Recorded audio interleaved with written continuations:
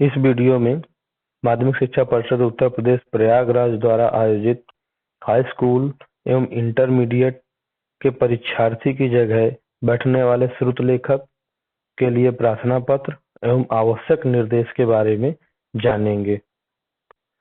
यह श्रुत लेखक के लिए प्रार्थना पत्र है जिसमें बोर्ड द्वारा कुछ निर्देश दिए गए हैं।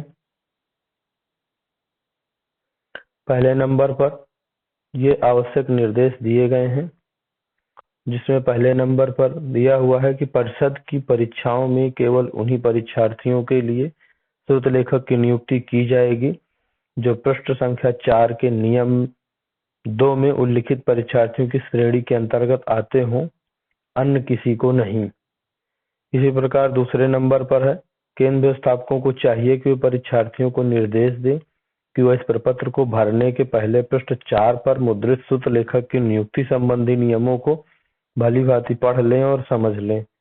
तीसरे नंबर पर है केंद्र व्यवस्थापकों को चाहिए कि इस प्रपत्र का परीक्षार्थी द्वारा पूर्ण रूप से पूरित करा लिया जाए और संबंधित जिला विद्यालय निरीक्षक को परीक्षा समाप्त होते ही भेज दें। जिला विद्यालय निरीक्षक से निवेदन है कि वे इस प्रपत्र के साथ अन्य प्रपत्र न भेजें और लिफाफे पर साफ साफ हाई स्कूल इंटर श्रुत लेखक लिखें। परीक्षा में श्रुत लेखक की उपभोग करने की सूचना तुरंत तार द्वारा परिषद कार्यालय को देना चाहिए। ये माध्यमिक शिक्षा परिषद उत्तर प्रदेश प्रयागराज द्वारा श्रुत लेखक के लिए एक प्रार्थना पत्र दिया गया है। इसको देखेंगे कि किस प्रकार इसको भरना है। भरने से पूर्व सर्वप्रथम इसमें जो आवश्यक निर्देश दिए गए हैं श्रुत लेखक के लिए उसको पहले देख लेते हैं।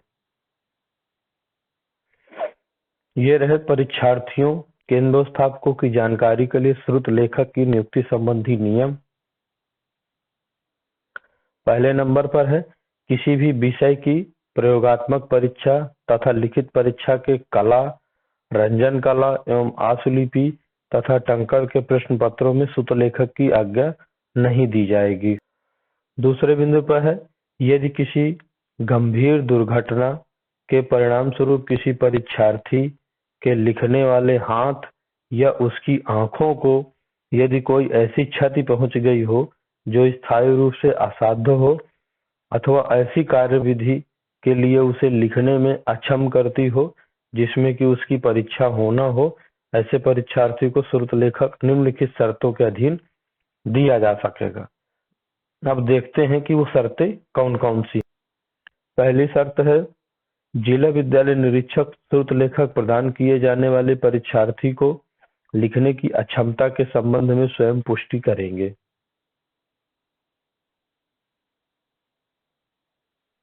दूसरे नंबर पर है ऐसा समाधान हो जाने पर जिला विद्यालय निरीक्षक सचिव को उपरोक्त संस्तुति कर सकेंगे कि परीक्षार्थी को श्रुत लेखक प्रदान किया जाए।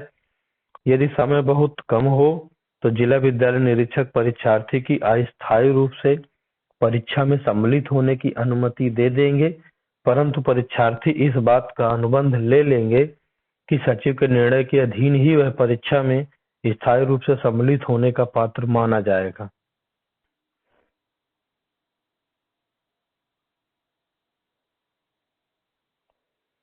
फिर तीसरी शर्त है जिला विद्यालय निरीक्षक इस बात की पुष्टि कर लें कि वो जो श्रुत लेखक परीक्षार्थी को प्रदान किया जा रहा है वह परीक्षार्थी से एक कक्षा नीचे का हो तथा उसके प्राप्तांक पिछली परीक्षा में 45% से अधिक किसी भी दशा में न हो।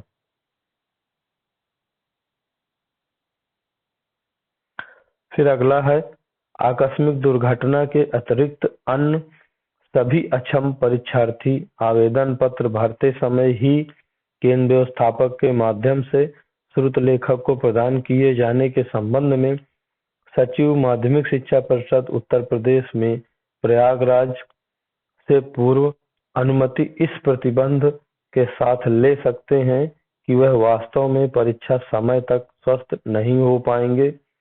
इस बात की पुष्टि संबंधित जिला के चीफ मेडिकल ऑफिसर सीएमओ द्वारा की जानी चाहिए।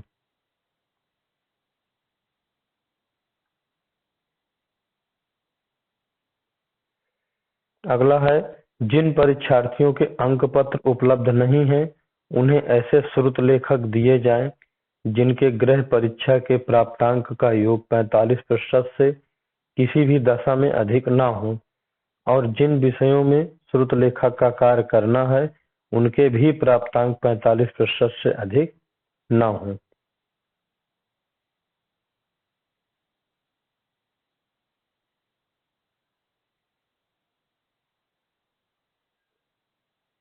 फिर है तीसरा बिंदु, श्रुत लेखक का पासपोर्ट साइज का फोटो इस आवेदन पत्र के पृष्ठ 1 पर लगाया जाए।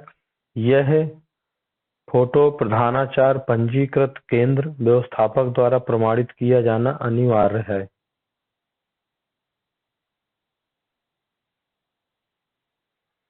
उपरोक्त प्रतिबंधों की पूर्ति होने पर ही परिषद की ओर से सचिव माध्यमिक शिक्षा परिषद श्रुत लेखक की आज्ञा प्रदान करेंगे।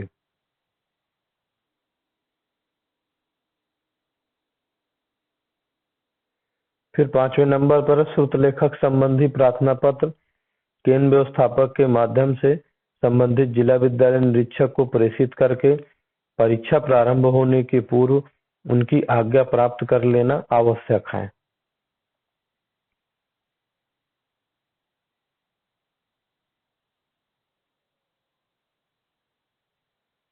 फिर 6वें नंबर पर है, परीक्षार्थी को स्वयं श्रुत लेखक की नियुक्ति संबंधी सभी नियमों की जानकारी होनी चाहिए। इस संबंध में वह स्वयं केंद्र व्यवस्थापक जिला विद्यालय निरीक्षक को संतुष्ट करेगा। यदि वह निर्धारित प्रार्थना पत्र में गलत वक्तव्य देगा या किसी तथ्य को छिपाकर परीक्षा देगा तो उसे परिषद के निर्णयानुसार दंडित किया जाएगा। नियमानुसार मान्य श्रुत लेखक को जुटाने का दायित्व स्वयं परीक्षार्थी का है। केंद्र व्यवस्थापक जिला विद्यालय निरीक्षक का दायित्व केवल उसकी जांच करके उचित संस्तुति देना है।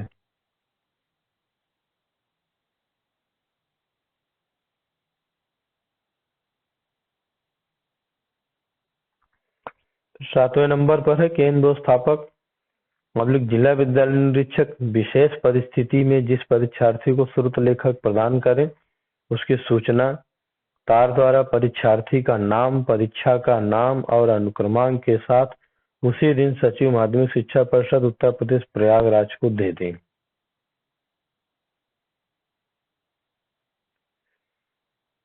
8वें नंबर पर है, जिला विद्यालय निरीक्षकों से अनुरोध है कि नेत्रहीन परीक्षार्थियों के श्रुत लेखक प्रदान करने संबंधी प्रार्थना पत्र पर विचार वरीयता के आधार पर करने का कष्ट करें। 9वें नंबर पर दिया हुआ है, केंद्र व्यवस्थापक या जिला विद्यालय निरीक्षक को स्वयं अपने हस्ताक्षर से परीक्षार्थी की उत्तर पुस्तिका के आवरण पृष्ठ पर निम्नलिखित उल्लेख करना चाहिए। श्रुत लेखक दिया गया। इस प्रकार हमने देखा कि कौन कौन से श्रुत लेखक नियुक्ति के संबंध में कौन कौन से ऐसे नियम हैं जिनका पालन करना अनिवार्य है। अब हम देखेंगे कि इस प्रार्थना पत्र को कैसे भरा जाएगा, इसके बारे में चर्चा करेंगे। सर्वप्रथम यहाँ पर अनुक्रमांक, परीक्षार्थी का अनुक्रमांक लिखेंगे।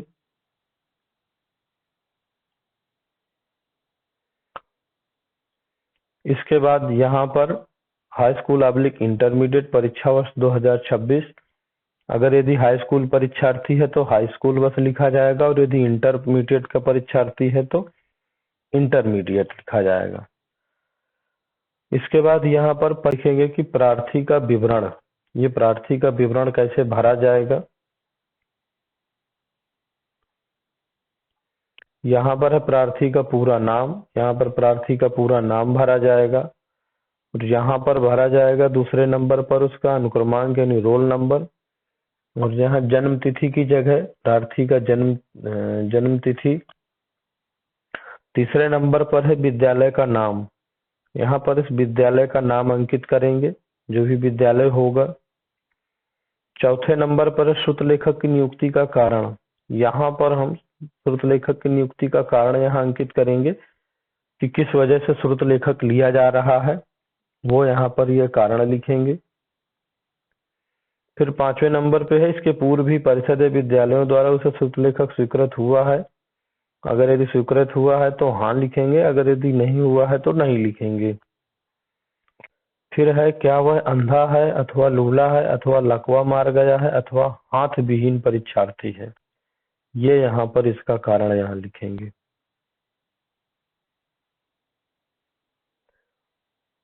फिर इसके बाद है 7वें नंबर पर, क्या उसने पृष्ठ 4 पर मुद्रित सूत्रलेखक की नियुक्ति संबंधी नियमों को पढ़ लिया है और भली भांति समझ लिया है और पृष्ठ संख्या 3 पर मुद्रित प्रमाण पत्र पर अपना निशान अंगूठा लगा दिया है।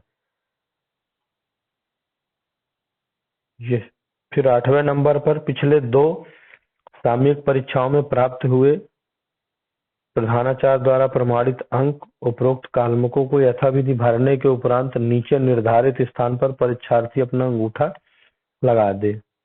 यहाँ पर परीक्षार्थी का अंगूठा लगेगा और यहाँ पर पता भरा जाएगा और यहाँ पर उसके परीक्षार्थी के अंक भरे जाएंगे। पहले नंबर यहाँ पर है त्रैमासिक परीक्षा के अंक, पहले त्रैमासिक परीक्षा के अंक भरेंगे, फिर षटमासिक परीक्षा के अंक, यहाँ छमाही परीक्षा के अंक, विषय, यहाँ पर विषय का नाम अंकित करेंगे जो जो विषय है और यहाँ पर प्राप्तांक अंकित करेंगे और यहाँ पर पूर्णांक अंकित करेंगे और यहाँ पर प्रतिशत। फिर इसी तरह छमाही के प्राप्तांक, पूर्णांक और प्रतिशत अंकित करेंगे और यहाँ पर प्रार्थी के विद्यालय के प्रधानाचार्य द्वारा प्रमाणित किया जाएगा। ये सारे प्राप्तांक जो परीक्षा फल है त्रैमासिक और छमाही, विद्यालय के प्रधानाचार्य द्वारा प्रमाणित किया जाएगा। अब दूसरे नंबर पर है श्रुत लेखक का विवरण, जो परीक्षार्थी की जगह बैठेगा। पहले नंबर पर है उसका पूरा नाम, फिर है पिता का नाम, दूसरे नंबर पर है किस कक्षा में पढ़ रहा है, वो कक्षा यहाँ अंकित करेंगे, एक कक्षा नीचे का होना चाहिए। यहाँ पर उसकी जन्म तिथि। फिर तीसरे नंबर पर है विद्यालय का नाम जिसमें पढ़ता हो, वो विद्यालय का नाम अंकित करेंगे। फिर चौथे में, क्या श्रुत लेखक प्रार्थी से किसी भांति संबंधित है, यहाँ पर नहीं भरेंगे। फिर 5वें नंबर पर, क्या वह बहुधा दाहिने हाथ या बाएं हाथ से लिखता है, जिस हाथ से लिखता है वो यहाँ पर लिखेंगे कि दाहिने हाथ, अगर ये दाहिने से लिखता है तो दाहिने हाथ। यहाँ पर श्रुत लेखक का पिछले 2 सामयिक परीक्षा में प्राप्त किए हुए प्रधानाचार्य द्वारा प्रमाणित अंक अंकित किए जाएंगे। यहाँ पर विषय होगा, प्राप्तांक होगा, पूर्णांक होगा, प्रतिशत होगा। इसी प्रकार छमाही के ये प्राप्तांक होगा, पूर्णांक होगा, प्रतिशत होगा। और यहाँ पर श्रुत लेखक के विद्यालय के प्रधानाचार्य द्वारा प्रमाणित किया जाएगा इसको। और श्रुत लेखक के जो परसेंटेज है वो 45% से कम होना चाहिए, 45% या उससे कम।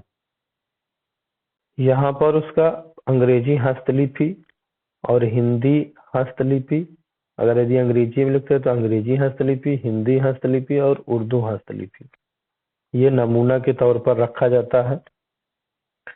फिर इसके बाद है श्रुत लेखक का पूरा हस्ताक्षर और पता, तो यहाँ पर श्रुत लेखक का हस्ताक्षर हो जाएगा और यहाँ पर पता हो जाएगा, यहाँ पर दिनांक हो जाएगा जिस दिनांक को ये लिखा जा रहा है, प्रार्थना पत्र दिया जा रहा है। फिर तीसरे नंबर पर है परीक्षा केंद्र व्यवस्थापक द्वारा आख्या और संस्तुति। यहाँ पर परीक्षा केंद्र के केंद्र व्यवस्थापक द्वारा संस्तुति दी जाएगी। यहाँ पर केंद्र व्यवस्थापक का नाम होगा,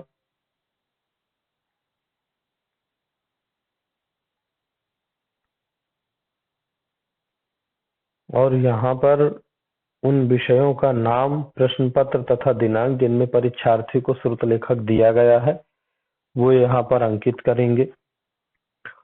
खा नंबर पर है उन विषयों के नाम, प्रश्न पत्र तथा दिनांक जिनमें परीक्षार्थी को श्रुत लेखक नहीं दिया गया है, वो यहाँ पर लिखा जाएगा। फिर इसके बाद है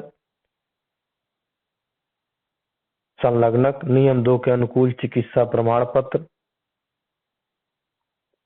फिर यहाँ पर आ जाएगा दिनांक, यहाँ पर केंद्र व्यवस्थापक का हस्ताक्षर और यहाँ पर मोहर। यहाँ पर जिला विद्यालय निरीक्षक के आदेश, यहाँ पर हस्ताक्षर और साइन हो जाएंगे। इसके बाद इसमें टिप्पणी लिखी हुई कि जिला विद्यालय निरीक्षक अपनी आज्ञा देने के उपरांत इस प्रपत्र को सचिव के कार्यालय को मूल रूप में 1 मई 2000 मई तक इसको अवश्य भेज देना चाहिए। फिर इस पर है परीक्षार्थी का लिखित वक्तव्य। यहाँ पर परीक्षार्थी का लिखित वक्तव्य लिया जाएगा। मैं घोषित करता हूँ कि यदि मैंने यहाँ पर सन वर्ष पड़ जाएगा और किस परीक्षा में है वो यहाँ पर लिखा जाएगा और यहाँ पर परीक्षार्थी का निशान अंगूठा लिया जाएगा और यहाँ पर डेट डाली जाएगी। इसके बाद यहाँ पर दिया है कि नियम 2 के अंतर्गत चिकित्सक प्रमाण पत्र नीचे निर्धारित कर, यहाँ पर चिकित्सक प्रमाण पत्र सीएमओ द्वारा प्रमाणित प्रमाण पत्र यहाँ लगाना होगा। और इस प्रार्थना पत्र के प्रश्न संख्या 4 पर श्रुत लेखक नियुक्ति संबंधी सभी नियम दिए हुए हैं, जिनको ध्यानपूर्वक पढ़ लेना है और इसको पूरे इसके नियम सारे बता भी दिए गए हैं। धन्यवाद।